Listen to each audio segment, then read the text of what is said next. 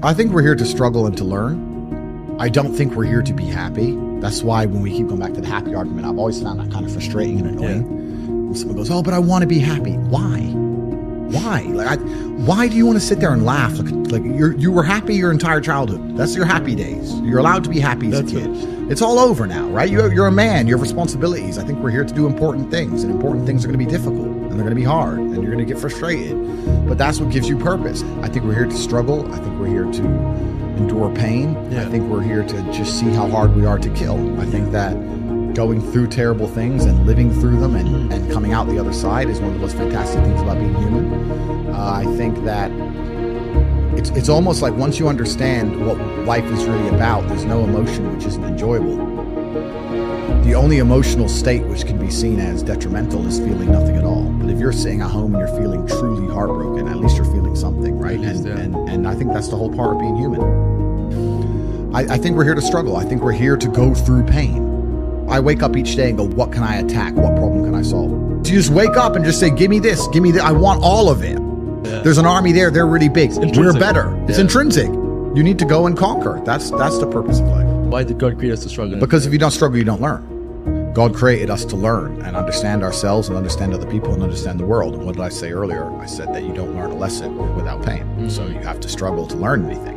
There's only two ways to learn things, the hard way or the harder way. If you're smart, you can learn the hard way.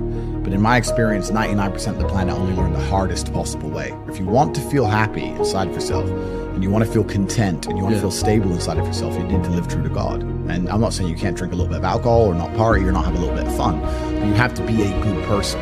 I don't believe in the societal paradigms in which they have tried to construct this idea of happiness. I don't believe or subscribe to the way that happy and sad is currently understood by the masses of the population. I think if you are anything less than absolutely distraught, you are happy. And unless you've gone through an event, which hopefully doesn't happen too often, like the passing of a family member or something that's truly destructive and detrimental to your mindset, besides these events, which hopefully only happen a few times in your life, you should be happy. If you're not crying or paralyzed in silence due to the absolute magnitude of a detrimental circumstance or the absolute magnitude of a negative event, then you are a version of happy. So I am always happy is the short answer. I don't believe in not being happy. I don't believe in not saying to myself I'm happy. I'm always a version of happy.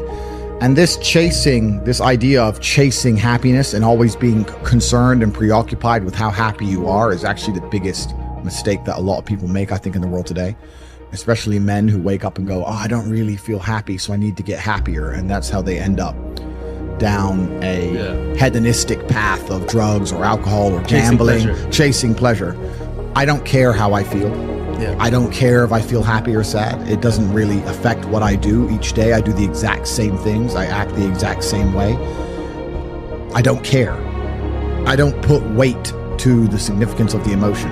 So I always consider myself a happy person, but if I woke up and I was slightly less happy one day than another, it wouldn't affect anything I do and I wouldn't put any relevance to it. I'm human and that's life. So yeah, am I any happier now that I have hundreds of millions of dollars than before I was broke?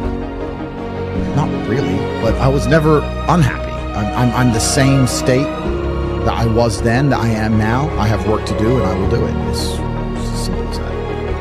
Well, also there's no light without dark. And there's no joy without pain. You can't have a rainbow without a little rain.